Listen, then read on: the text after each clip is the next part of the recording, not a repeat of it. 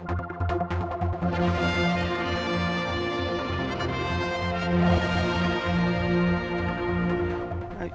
not allowed to even destroy in the sense of burn the animals. You have to send them off to Litz. Yeah, they've all got to go to Litz. We're not allowed to bury anymore. The minister's been out today, and he said in special circumstances, which this one could be, we might be able to bury, but it's almost like those scenes of the foot and mouth in the UK when they had all those carcasses. Yeah, is that what you reckon it could look like? I think in some places that's what's definitely going to look like. Definitely, the amount of sheep, just in this small area, like round, Cronky and all, there'll be literally hundreds of sheep, and possibly hundreds of cattle too. Yeah, with the thaw being so slow, it could be some time before you actually know the extent. Yeah, well, that's the trouble. Some of these drifts could be here till June, and that's no because they're not given any thaw. No. They're given it a cold April, so that's no exaggeration. They could be still here when the bikes are whizzing around the TT course line. Now, lots of farms had people coming out, the townies coming out and helping. Did you need it here, or is it too late now? There's one thing I will say is a great and big thank you to the Civil Defence. They've been absolutely fantastic. They've been coming up and putting out bags of food for the sheep and digging sheep out. And I think they're even a place there for me today, digging sheep out. And, they are pulling some out alive still, and I can't thank them enough, to be perfectly honest. They've been fantastic. Because the conditions are so strange. I have to say, back at the farm, you're knee deep in mud. I mean, it's fluid there.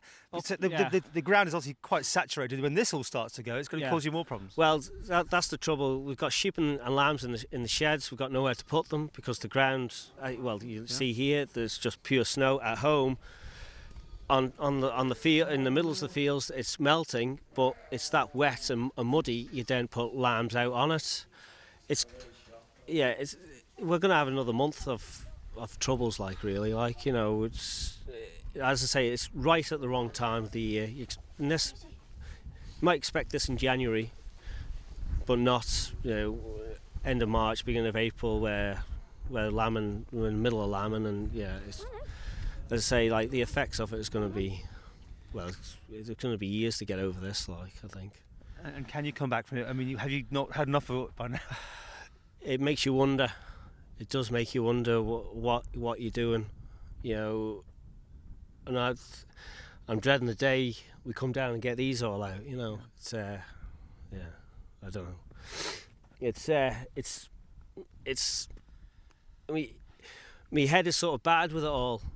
Trying to lamb sheep, you're trying to keep the ones that are alive, but then you're thinking, well, I should be out digging sheep out, and that's where the Civil Defence have been so great. They've took some of the worry and the work out of it. But when you think about the financial side of it, probably a good half and 3/4 of my lamb crop has been wiped out. Now, when you come to go and pay bills and pay rent, it's when you start to think of that, you think, well, is it all worth it? But I love doing it. I've done this since I left school. The day I left school, this is what I've done, and I can't see me doing anything else. Farmers are resilient. They've got to be. We'll have to sit down and see where we go from here. I want to, I do want to carry on, but this is a sickening. You see sheep in buried in snow and lambed, and they're dead. And you've reared them sheep because we breed our own replacements, and these cattle, we've bred all these cattle ourselves, and you've got them, from baby calves and now to this. It's just senseless. Okay, well, we'll leave there, Stuart. I know you're upset, but people can help. I mean, there is this benevolent fund, isn't there? So people are contributing money to it. Yeah, and that's a great help, and it's having people around the place as well, as in the Civil Defence, and there's friends of my own come up and helped. That has helped, because it doesn't make you feel as though you're on your own. Farming is a sort of a lonely job anyway, but when you're up here and this has happened and you don't know which way to go, and it is easy to just stand there and think, well, you're on your own, and nobody gives a monkeys about you.